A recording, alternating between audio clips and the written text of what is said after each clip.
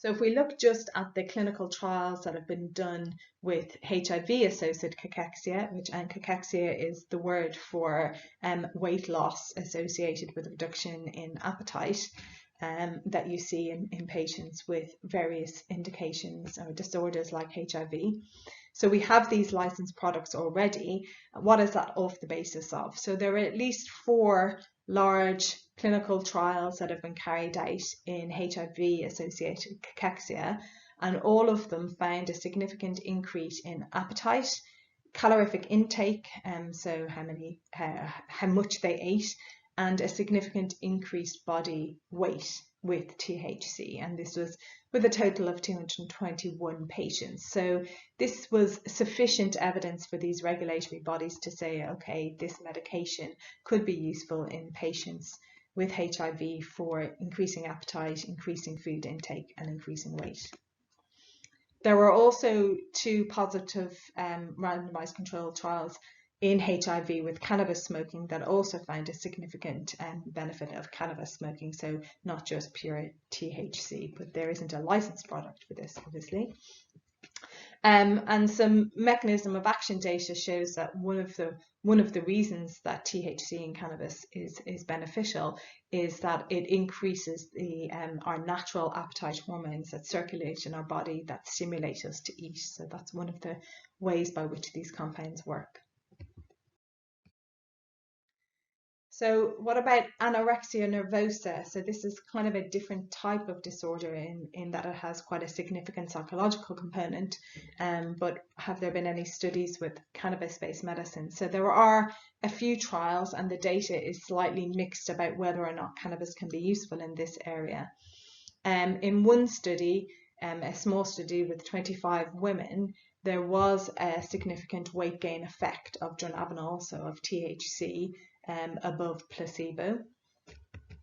And there is there's another trial with dronabinol, another small trial that showed that dronabinol was associated with a modest but significant increase in physical activity in the patients. However, another small randomized controlled trial did not find that THC was effective at increasing appetite in 11 patients. So I think in terms of strength or confidence in the data, this is still something that is a low quality, or we have low confidence in, because the trials are small and the data is mixed. So I think it's not yet conclusive whether or not THC is effective in anorexia nervosa. So hepatitis, chronic hepatitis, is another area in which you can have significant wasting, loss of appetite, and loss in body weight. And there is a retrospective cohort study, so remember this is an uncontrolled trial, in 25 patients taking THC, and they saw a subjective but significant increase in the THC group. So that is, the patients themselves reported that they had an increase in appetite. And the most common reasons that people with chronic hepatitis initiated their cannabinoid use was because of anorexia, because of a loss of appetite, and because of nausea. So this is an indication that chronic hepatitis might be an area in which THC could be beneficial, but this needs to be further established through randomized controlled trial data. So in terms of where we are with the hierarchy of evidence and the clinical data that supports the use of cannabinoids, or it's really THC that we're talking about here because that's the compound that's really been studied in this area, we can say that the data supporting THC use in HIV is strongest. So we have meta-analyses on this data because we have a number of phase 3 clinical trials that support the use of THC in HIV anorexia. But for anorexia nervosa, we have some RCT data, but it's very small, and the evidence is mixed about whether or not there's a benefit of THC. So it's still in the yellow, low down in the yellow section. And for hepatitis C, we're still at the kind of observational stage, and we need to move this into randomized controlled trials. So let's now move to look at what the preclinical data is to support the use of cannabinoids in weight management and appetite stimulation.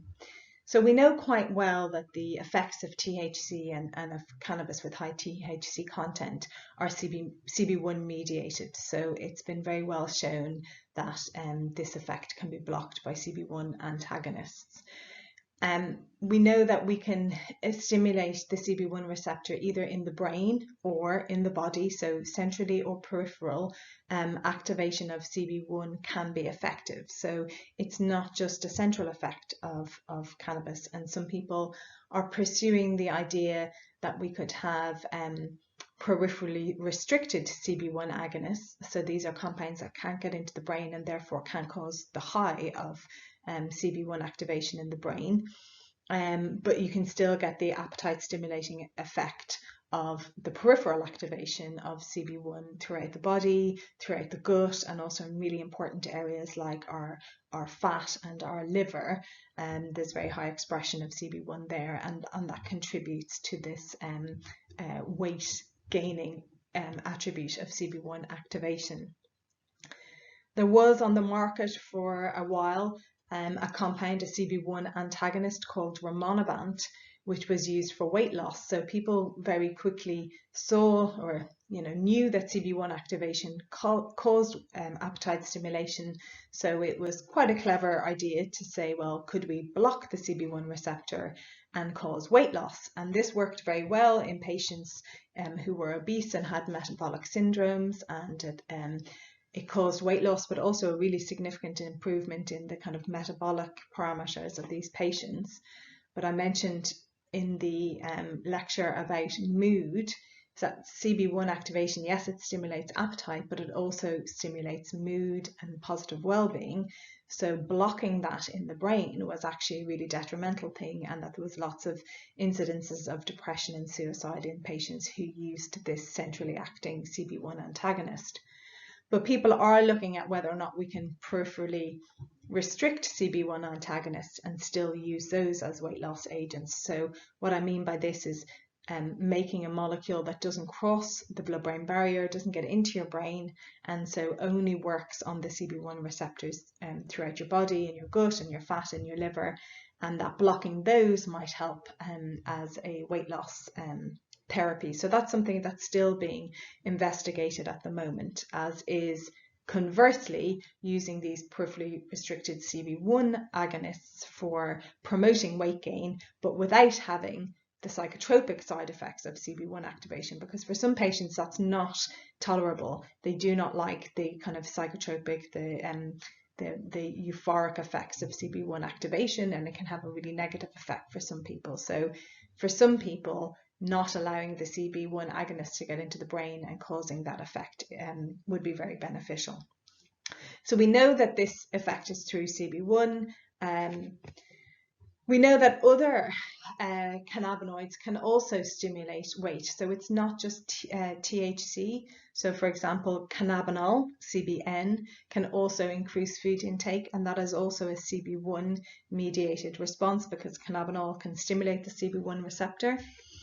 And cannabigerol can also increase weight in animal models. So remember, this is still preclinical literature now because cannabigerol hasn't been used clinically in humans, at least not as a purified substance. So there are studies that show that cannabigerol can increase food intake, and also, kind of importantly, in cancer, so in chemotherapy-induced weight loss and cancer-related weight loss, CBG has been shown to be effective at increasing food intake and body weight in those animals. So there may be other ways of using CB1 activation with compounds like CBN and CBG to promote weight gain and appetite stimulation. So that brings me on to cannabidiol and the fact that cannabidiol is a bit different as a phytocannabinoid and its effect on body weight, because I think we all know that cannabidiol is not a CB1 activator, so it doesn't stimulate the CB1 receptor. It has quite a different pharmacological profile to THC, which means if you think about the fact that the reason THC causes appetite stimulation is because it's a CB1 antagonist, a CB1 activator, then obviously CBD doesn't do this. And in fact, CBD has the opposite effect. So animal studies have shown that CBD decreases food intake and can cause a weight loss. And actually, a loss of appetite and weight loss is a common side effect that is reported by epileptic patients, or those who are taking CBD for other disorders often report GI problems, loss of weight and loss of appetite. And that could be quite significant if you are somebody where weight is really important to maintain weight, because in lots of disorders like cancer, actually losing weight significantly contributes to your disease progression. So the more weight you lose, the less well you're going to do in the long run. So actually giving a cancer patient pure CBD and causing weight loss in somebody where you don't want to see weight loss could really have a negative impact. So we need to understand this more when we're giving CBD to patients. But this is a very common side effect of CBD. Because of that, people are actually looking to see whether or not they can kind of utilize that property of CBD in a positive way. So there are clinical trials that have been set up to test the idea that CBD could reduce food intake in patients with Prader-Willi syndrome. And this is a condition where patients have an insatiable appetite. So they literally just can't stop eating and their fridges need to be locked. So given that CBD suppresses appetite and weight and food intake, could we actually use that property of CBD to help manage this symptom in patients with insatiable appetite? So that's an ongoing study at the moment. THCV, tetrahydrocannabivarin, is another compound that actually has been shown to have the opposite effect of THC when it comes to body weight and appetite stimulation. So THCV has been shown to be a CB1 antagonist, so a blocker of the CB1 receptor, unlike THC, which is an activator of the CB1 receptor. And so remembering that I've just said that CB1 antagonists have been shown clinically quite well to reduce food intake and cause weight loss in patients who are obese and have type 2 diabetes. They improve lots of the metabolic aspects of the disease. Animal studies have been carried out to test whether or not THCV might have a similar effect. And it does. So it reduces food intake and body weight in animal models. And in animal models of obesity and type 2 diabetes, THCV improves a lot of the metabolic parameters. So it reduces glucose intolerance and it increases insulin sensitivity in models of obesity and diabetes. So on the back of that data, I was involved in a clinical trial that was published now a few years ago, where we looked at the ability of THCV to manage some of these aspects in patients with type 2 diabetes. So we carried out a small randomized double-blind placebo-controlled study. There was actually 5 arms in this study. So there was THCV, there was CBD, and then there was various ratios of CBD and THCV. Now we were hoping to see a positive effect of CBD in these patients because there was good preclinical literature to show that CBD is effective in type 2 diabetes. But unfortunately, in hindsight, I think that we used too low a dose. So we looked at 100 milligrams twice per day, but we didn't see any impact of CBD in the patients. But we did find a significant effect of THCV in these patients. So when it was given at 5 milligrams twice daily for 12 weeks, THCV caused a significant reduction in fasting plasma glucose. Now remember, that's normally quite high in patients who have type 2 diabetes. And it also improved pancreatic beta cell function, and some of the lipid profiles of these patients as well. So this was a small study. It was sponsored by GW Pharmaceuticals that showed a positive effect of THCV in patients, although this isn't being pursued anymore. If you look in the GW pipeline, they're not looking anymore at pursuing THCV in this patient cohort. So I think we're unlikely to get any more evidence in this area. So if we kind of think about phytocannabinoids and the balance that basically that there are phytocannabinoids that can both increase and reduce feeding and weight, and so the impact of a whole plant product is very much going to depend on the balance of those compounds or those molecules within your whole plant product. If you're taking purified CBD or THCV, you're likely to see a reduction in feeding, food intake and body weight. If you're using purified THC, CBG or CBN, you're likely to see an increase in weight and feeding. And then the various ratios of those compounds, you will get to a point where you will get balance, and you probably won't see any change in weight and feeding, and that could be very important in your patient population. Just using again the example of cancer, if you wanted to use a CBD product in cancer, you probably would want to have some THC or some CBN or CBG in there to maybe balance out the appetite suppressive effects of CBD and make sure that you didn't have weight loss in those patients. So overall, the contribution or the effect of a whole plant product is very much going to depend on the balance of the various phytochemicals in there, which can have both an increase and a decrease on body weight. So what about the science behind the ability of cannabinoids to suppress nausea? So we haven't talked so much about nausea in this lecture because actually most of the evidence base for cannabinoids in nausea comes in the chemotherapy setting. So we don't have very much data on the use of cannabinoids in nausea from other settings. For example, nausea in pregnancy or nausea, nausea, seasickness, any other types of nausea. We really don't have an awful lot of data on that at all, actually. But we do have preclinical data, so we do know how these compounds suppress nausea. And so for THC, like appetite stimulation, the main mechanism of action for THC in suppressing nausea is via the CB1 receptor. And there are other phytocannabinoids that reduce nausea. So there are THCA, which is another CB1 activator, has been shown to reduce nausea. You might expect that compounds like CBG and CBN would also work because they also stimulate appetite and have CB1 actions. They just hasn't been tested yet. And actually, something that CBD and THC have in common is the ability to suppress nausea, but CBD does it through a different mechanism.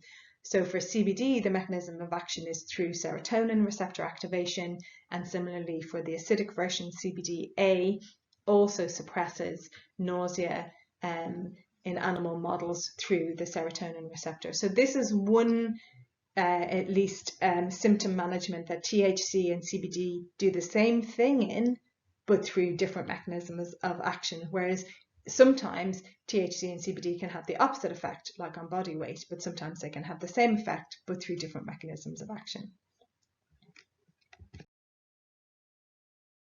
So I'm going to just finish up by mentioning something called cannabinoid hyperemesis syndrome, because it seemed appropriate to bring it up in this lecture. And this is a problem which is associated really with high dose THC and high dose cannabis use, where you have prolonged periods of nausea and vomiting, which is induced by cannabis, with abdominal pain. Now remember again how widespread the cannabinoid receptors are in your gut. So it's clearly with a very high CB1 activation, you can go have the opposite effect and get severe pain, nausea and vomiting. It can be alleviated by hot showers and bath, but it may require more significant treatment. It may require hospitalization. It may require rehydration and may cause electrolyte abnormalities. Some people are looking for potential therapeutic approaches, and one option that's on the table is whether or not topical capsaicin. Capsaicin is the active ingredient of chili, which works through the same ion channel TRPV1 that cannabinoids work through in their suppression of pain. So it is just something to bear in mind, that you can have kind of this paradoxical opposite effect, that cannabis can really, at high doses, and it's probably through the THC, can stimulate significant nausea and vomiting.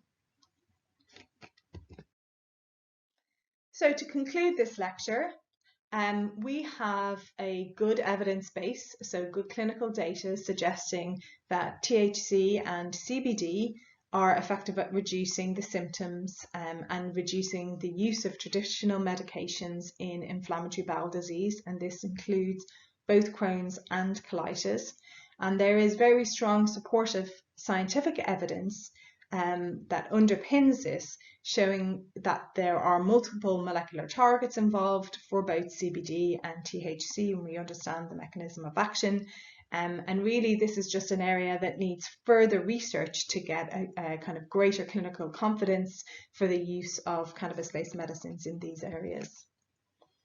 There are already licensed medications available for appetite stimulation, weight gain, and nausea suppression, associated with HIV and in cancer, but potentially other areas like chronic hepatitis, there could be indicated with these medications. And we know that this is mediated through, the effect of these compounds are mediated through the CB1 receptor. So other compounds that also activate CB1, the CB1 receptor, would have similar effects as THC. And there is scientific evidence, not clinical evidence, but at least preclinical evidence, to suggest that other phytocannabinoids such as CBDA, THCA, CBG, and CBN may also be useful in the treatment of GI disorders, nausea, appetite stimulation, or inhibition, depending on what you're looking for. There is potential for phytocannabinoids to be used individually or in different ratios and combinations for the treatment of these disorders. So I think there's a lot of work that still needs to be done, but at least in my opinion, this is a very up and coming area of research.